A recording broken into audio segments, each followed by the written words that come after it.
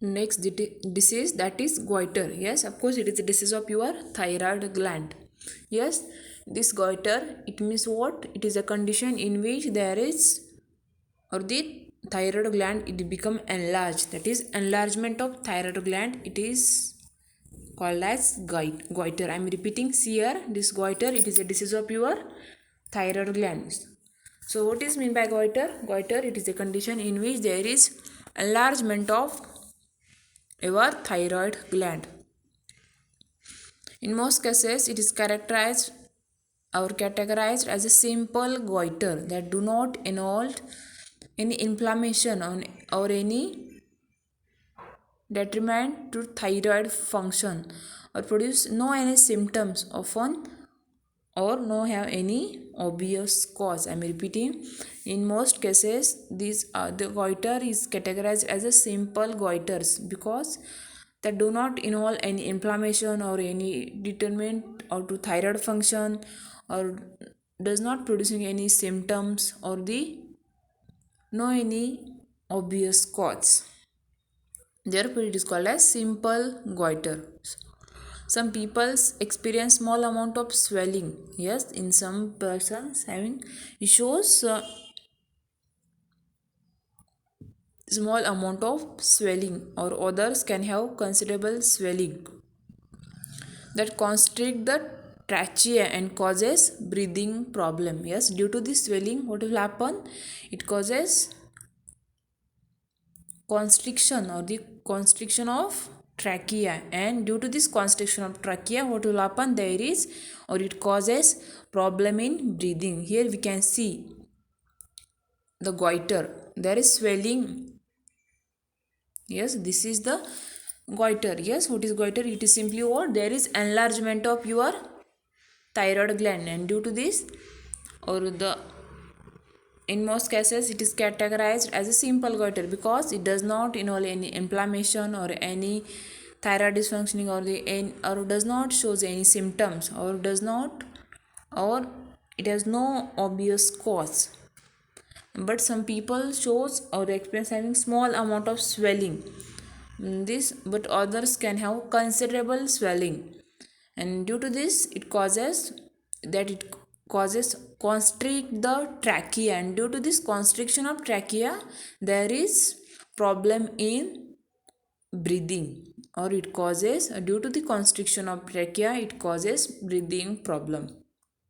Then we'll see types of goiter. First, that is diffuse smooth goiter. Second, nodular goiter. Third, retrosternal goiter. First, that is diffused smooth goiter. This occur when entire thyroid swells. Then nodular goiter, a lump develop on the thyroid. Yes, this nodular, there is formation of lump on the thyroid. These are extremely common. If many lumps are developed, this is known as multinodular goiter.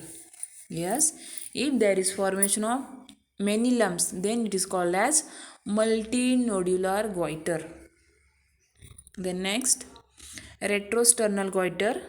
This type of goiter can grow behind the breastbone. I am repeating here.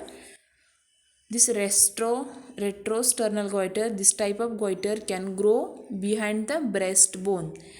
This can constrict the windpipe, neck vein, and esophagus, and sometimes requires a surgery. Then what are the symptoms of this goiter?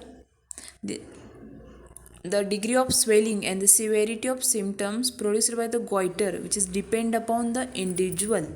Yes, this degree of swelling and the severity of the symptoms, which severity of the symptoms of the goiter, which are depend upon the individual. Some common symptoms are throat shows symptom of tightness, cough and hoarseness. Then trouble in swallowing. Then in severe case can cause difficulty in breathing, and possibly with high pitch sound. Some other symptoms may show may be present because of the underlying cause of goiter, but they are not because of the goiter itself. For example, overactive thyroid can cause the symptoms such as nervousness, then palpitation, then hyperactivity, increased sweating, heat hypersensitivity, fatigue, increased appetite, hair loss. Then weight loss. But in cases where goiter is result of hypothyroidism, the underactive thyroid can cause symptoms such as cold intolerance, constipation,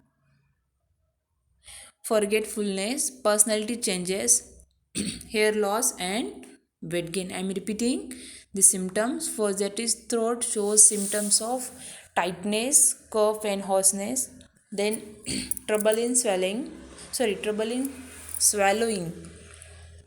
Then, nervousness, palpitation, hyperactivity, increased sweating, then hair loss, increased appetite, fatigue, increased sweating, then hypersensitivity, weight loss, then cold intolerance, constipation, forgetful forgetfulness, then personality changes, hair loss, and weight gain. So these are the few symptoms of your goiter. The next, that is causes or the etiology of goiter. First cause or first etiology, deficiency of iodine. Then second, autoimmune disease. Then third, hyperthyroidism. Then also other causes, for example smoking. In other causes, for example smoking, then hormonal changes, then thyroiditis, inflammation caused by infection, then lithium, their overconsumption of iodine, and radiation therapy. Yes, in other causes, first that is smoking. In smoking, this thiocyanate in tobacco smoke interferes with the iodine absorption. Then second, hormonal changes in pregnancy, puberty, menopause can cause a thyroid function. Then thyroiditis, inflammation which is caused by infection, for example, can lead to a goiter. Then lithium, this psychiatric drug can interfere with thyroid function. Then overconsumption of iodine. Next, radiation therapy. This therapy can trigger a swelling of thyroid or the swollen the thyroid, particularly when administered to the neck. Then hyperthyroidism. Yes, hyperthyroidism, it means overactive thyroid gland is another cause of your goiter. Too much thyroid hormone is produced. In this overactive, it means there is too much production of thyroid hormones. This usually happens as a result of grave disease and an autoimmune disorder where the body's immunity turns on itself and attack on the thyroid gland, and it causes a swelling. The next deficiency of next cause of the etiology, that is deficiency of iodine. The deficiency of iodine is a major cause of goiter, but this is a rarely in cause in more economically developed countries where iodine is a routinely added in a salt. As iodine is less commonly found in plant, vegan diet may causes lack of sufficient iodine. This is less of problem for vegan who live in a country such as United States that add iodine in a salt. Then dietary iodine is found in seafood, plant food grown in iodine rich soil, and cow's milk.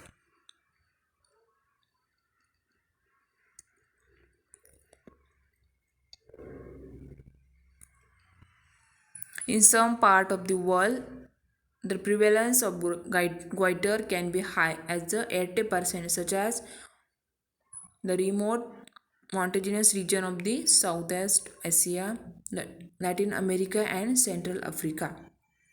In these places, the daily intake of iodine can fall below 25 microgram per day, and the children are often born with hypothyroidism. The next cause, that is autoimmune disease. The main cause of goiter in developed country is a autoimmune disease.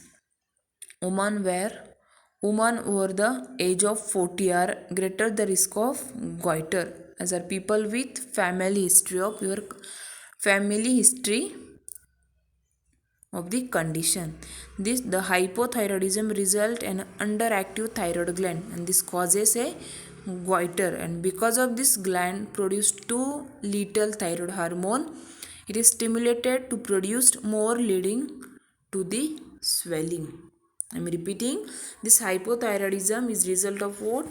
It is underactive thyroid gland, and due to this it causes goiter, and because of this underactive thyroid gland it produces a very less thyroid hormone, and due to this it is stimulated to produce more, leading to the swelling, and this usually result from